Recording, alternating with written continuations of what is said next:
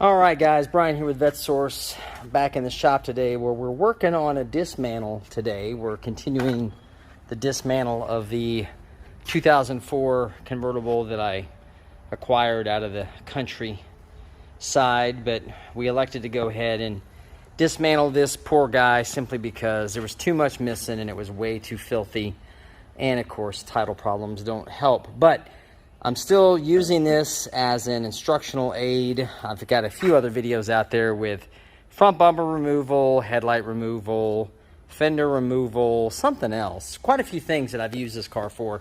But today what I'm going to do is get into the meat of one of the pieces that kind of confuses people a lot, is these inner fender wells. Now, the outer fender, of course, gets damaged on these in front-end collisions, but the inner fender also gets damaged, and these are actually made entirely of fiberglass as opposed to the outer fenders, which are more of a polyurethane material, kind of like, think Fiero. Remember the plastic that's a Fiero, or the Saturns, right? Were made out of this plastic. So the front fenders on Corvettes are made on C5s out of that plastic material. So these are actually an SMC panel. You can kind of see where they did a little grinding on that, just probably a rough edge that came in.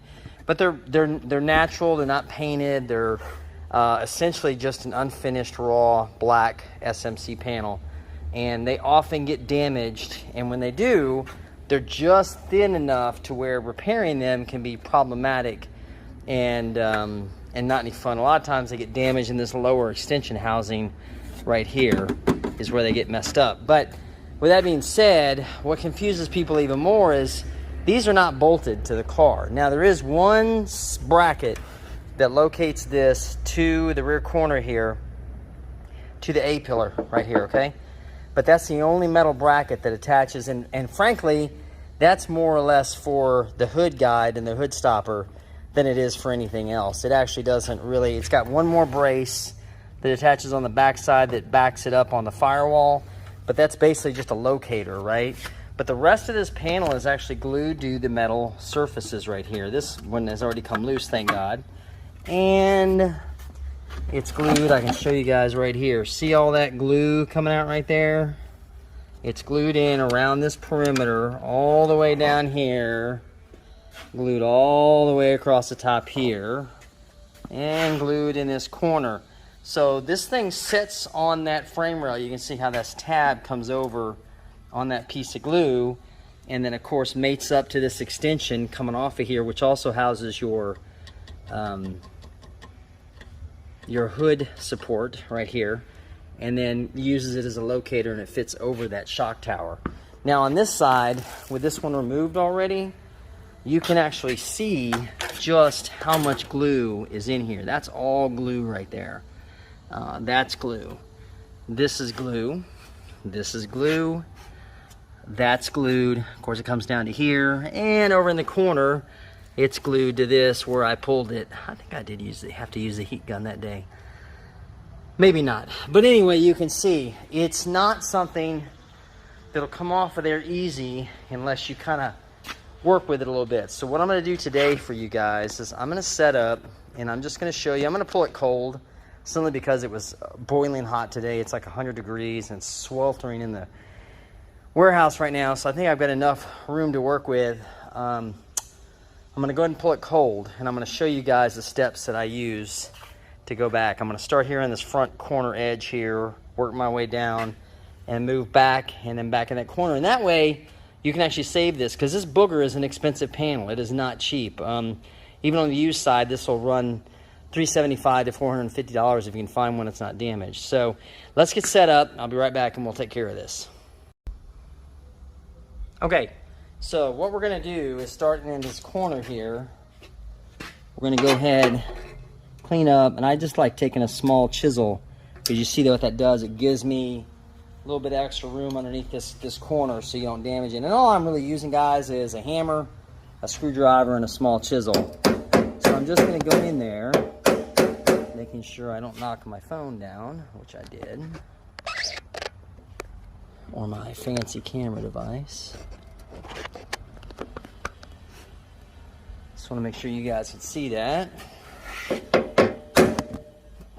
And of course, it's not going to let me. So you'll get to watch from this angle. I'll one hand this. So as I just drive that wedge through, did you see that just break right there? So what I did was I broke that seal, okay? Again, I'm gonna try to do my best to get this all on camera today as we take this off, but we'll see how it goes. Now I'm gonna leave that one in there, and then what I'm gonna do is work from this bottom edge.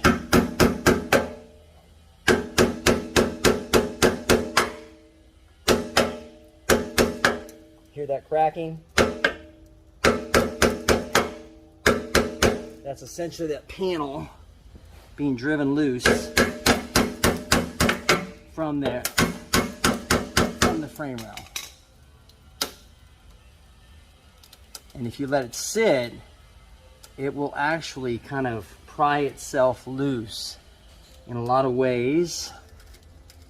Now what I'm going to do here, since we got that loose there, I'm going to come back underneath here with this one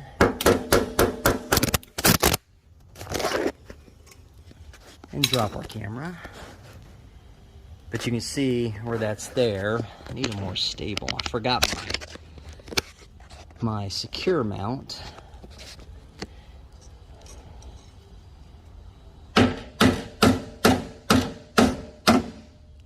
Making sure we don't see that coming loose.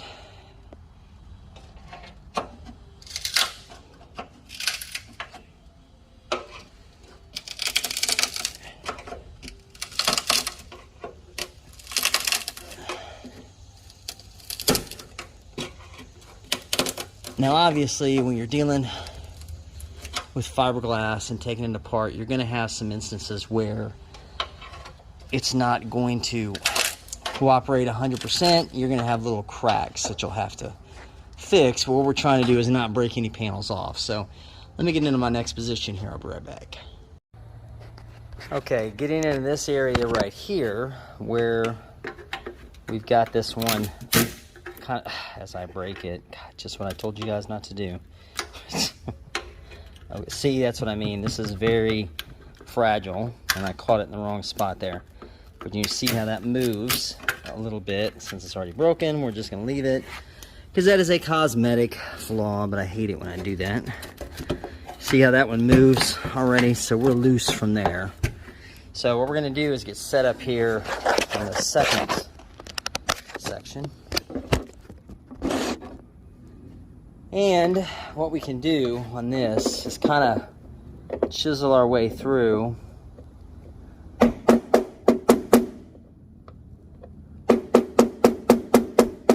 Now, all things being equal, guys, it is easier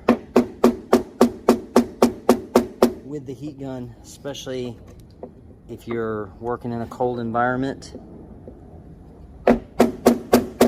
But it's really hot here, so we'll see how this continues to go and see if I can keep from damaging any more on it. But you see that this bonding adhesive is essentially just like a putty that gets hard, like a resin material, which is something they've used on them for many, many years.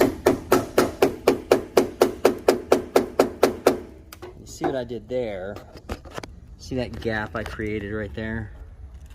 So what I can do with my smaller screwdriver is we'll go in and we'll widen that gap.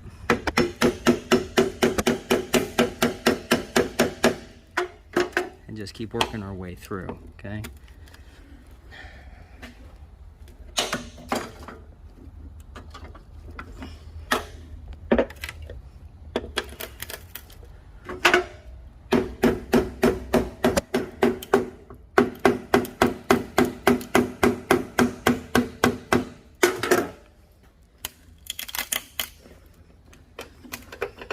That's essentially it. So what we're going to do is continue to work this off camera, since it will take me a little bit of time, but I'm going to show you the finer points. I'll be back in a second.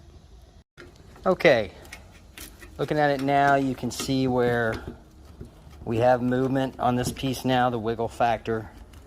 You can see it broken loose all the way back to here. Of course, now we've got to work our edges back through here, the same line of heavy duty. And then of course, once we get that done, that actually extends all the way down into there. So this one's not as much fun. And then we got to get this back corner. So let me work on this side real quick and I'll show you guys how this works. All right, back in our corner here where we're starting actually our trip downwards, but you can see here, see that, hear that? That's what you want to kind of hear. Now, it's going to be scary, but what you can't see is it's actually cracking all the way down in this corner, which is cool because then once it separates, then I can work my tool in here. Now again, guys, this is being done cold today. There we go. Did you hear that snap? That was it. Now, this is being done cold, so if you've never done this before, do it with a heat gun, okay? And let's see if I can get this one little corner to cooperate with me.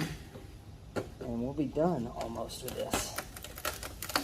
Come on, honey. Let's get my hammer out of the way.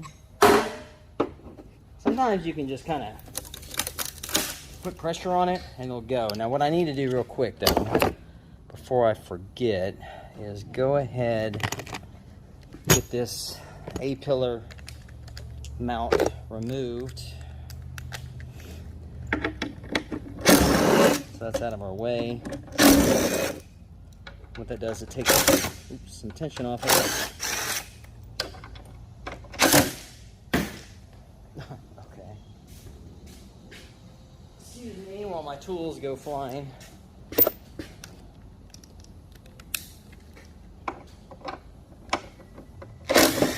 There we go. And you saw that piece that I referred to earlier was literally holding most of this together. So we're going to gently force this. Get this closer so you guys can see what I'm doing here. See how that's separating? There it is. Okay. See those strands? But of course, this is because I did this cold. However, we now have an inner fender panel that's good, and we can resell that for somebody who's wrecked theirs in the front. So, that's it, guys. I figured this would be much more difficult for us. But you can see here where those, once this bonding adhesive is put in here, in fact, I think I was watching Mitch last week. He was actually illustrating or discovered the joys of a heat gun. It's an old trick us old guys use to separate panels. But once you discover them, there's no way back. But you can see where some of the fibers stuck to this, and that's just the nature of the beast.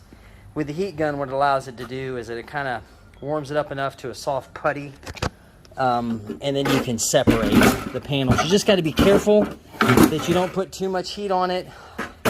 Like around 200 degrees, I think is what he said, and that's around right. You won't, once you start getting in 250, you're going to mess things up. So, yeah, that's going to do it today, guys. There's another one for you, probably about 15 or 20 minutes. And we'll be back next week with some more goodies on these Corvettes. You can see there's plenty of things to tear apart here. So, there's even a good green one I could put back together again. So, anyway, talk to you guys soon. Have a nice week. All right.